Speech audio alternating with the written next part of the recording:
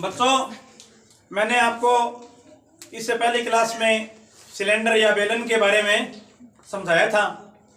यही वो इंस्ट्रूमेंट था जिसके द्वारा मैंने बेलन को समझाया था। मैंने बताया था, आपको याद हो तो बेलन के वो 3 भाग निकल के सामने आते हैं।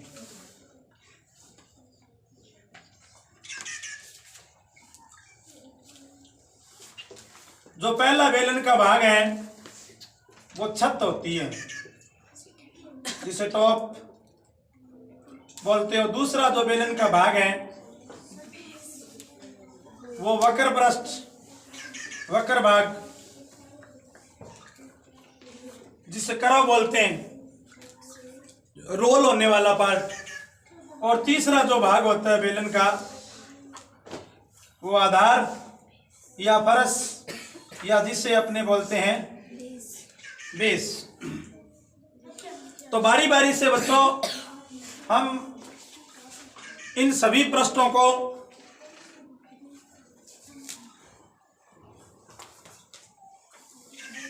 समझेंगे। आपने क्लास 8 में इनके फॉर्मूले जरूर पढ़े होंगे। बच्चों, मेरे पास ये बेलन है, ये इसकी छत है। मैं इसकी छत यहां बनाऊं ऐसे उल्टा करके, तो आप देखोगे बच्चों कि जो मेरे पास छत है वो एक सर्किल बनेगी। यानी बेलन की छत, ये बेलन की छत है। देखो यहाँ पर मैंने इस छत को बनाया यहाँ। और इसी प्रकार से बच्चों बेलन के आधार को बनाए ऐसे यूं। तब भी बच्चों अपने बेलन का आधार आप देखोगे, मैं बेलन के आधार को बनाऊं तो वो भी मेरे पास एक वृत्त बनेगा, सर्किल। ये बेलन का आधार है, बेस, और ये बेलन की छत है। अब बीच वाला भाग बच गया जो वक्र पृष्ठ कहलाता है। ये है बीच वाला भाग, गोल जो वक्र भाग जिसको मैं रोल कर रहा हूं, ये बीच वाला भाग है। तो इसको बच्चों अब इसमें दिखाने के लिए ना अंदाजे से ऐसे बनाते हैं, इस प्रकार से। देखो ये बीच वाला पार्ट है। तो इन 3 पार्ट से मिलकर बच्चों एक पूरा का पूरा बेलन बनता है जिसमें ऊपर ही ऊपर आता है छत मतलब टॉप, फिर बीच में क्या आता है वक्र, कर्व्ड सरफेस एरिया, वक्र पृष्ठ का क्षेत्रफल, और नीचे आएगा बच्चों फरस या बेस या आधार। देखो बच्चों, जो छत है वो वृत्त है, सर्किल। छत है वो वृत्त है, सर्किल। तो जो छत का एरिया आएगा, आपको कहे कि बेलन में इन सिलेंडर एरिया ऑफ टॉप, छत का एरिया, छत का एरिया जिसे बोलते हैं एरिया ऑफ टॉप। तो छत का एरिया बच्चों जो वृत्त का एरिया होता है, सर्किल, वही आता है पाई आर स्क्वायर। ये देखो ये वृत्त है, ये सर्किल, इसकी रेडियस है त्रिज्या आर, यानी छत का एरिया होता है पाई आर स्क्वायर। दूसरा बच्चों फरस का एरिया ज्ञात करोगे आप, बेस आधार, फरस का एरिया यानी area of base, area of है बेस, तो वो भी होता है बच्चों pi R square. Area of base होता है पाई आर स्क्वायर। और फिर ज्ञात करें बच्चों बीच वाला वक्र पृष्ठ। क्या ज्ञात करें? वक्र पृष्ठ जिसको बोलते हैं curved surface area.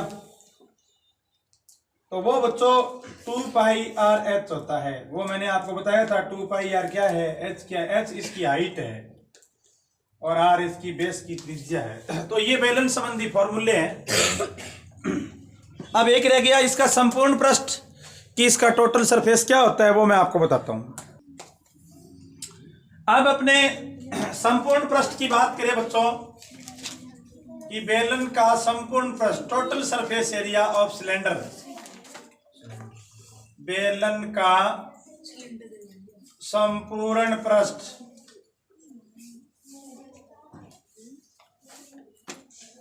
Total surface area of cylinder अपने फाइंड करें।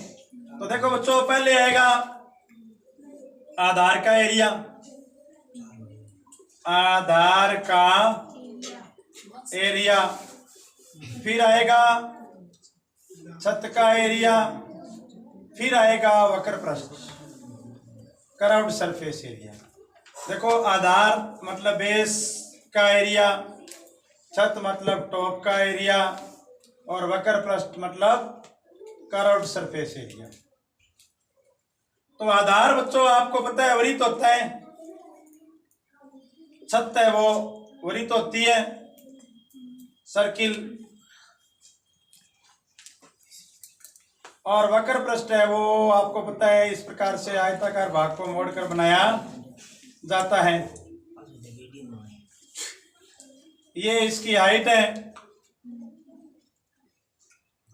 ये इसकी त्रिज्या है और रेडियस, ये इसकी त्रिज्या है और ये इसकी रेडियस है। देखो बच्चों, जो आधार मतलब वृत्त का एरिया आता है वो होता है पाई आर स्क्वायर, और इसका छत का एरिया भी होता है पाई आर स्क्वायर, और वक्र पृष्ठ होता है 2 pi R H. Pi R square होता है बच्चों 2 pi R square plus 2 pi R H. दोनों जगह से बच्चों कॉमन आता है 2 पाई आर। तो शॉर्ट में बच्चों यहाँ बच गया आर और यहाँ बच गया एच, या ये ऐसे याद अच्छा रहता है 2 पाई आर ब्रैकेट में एच प्लस आर। ये इसका संपूर्ण पृष्ठ होता है, टोटल सरफेस है एरिया, जो आपने जरूर 8th क्लास में भी स्टडी की होगी।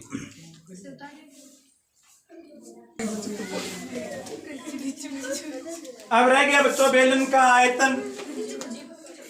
बच्चों, वॉल्यूम ऑफ सिलेंडर, किसी भी चीज का आयतन हो, चाहे बेलन की क्यों बात करें अपने,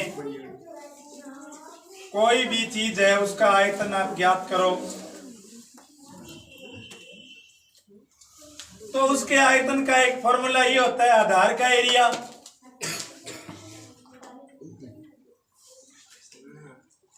और गुणा में ऊंचाई। ये आयतन का फॉर्मूला होता है वॉल्यूम का, area of base into height.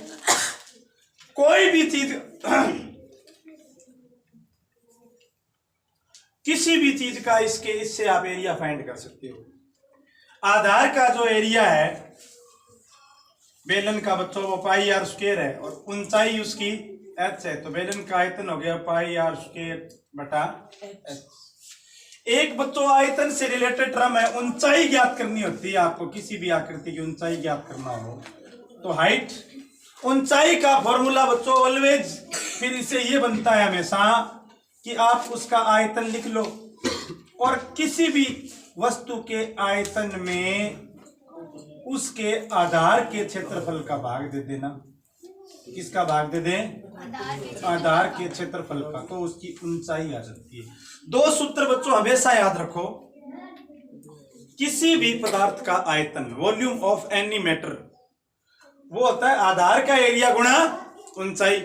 आधार का एरिया पाई आर स्क्वायर, ऊंचाई एच, तो पूरा एरिया आ गया, आयतन का सूत्र आ गया पाई आर स्क्वायर है एच। यदि आपको सिर्फ ऊंचाई ज्ञात करनी है तो उसका सूत्र आएगा आयतन बटा आधार का क्षेत्रफल।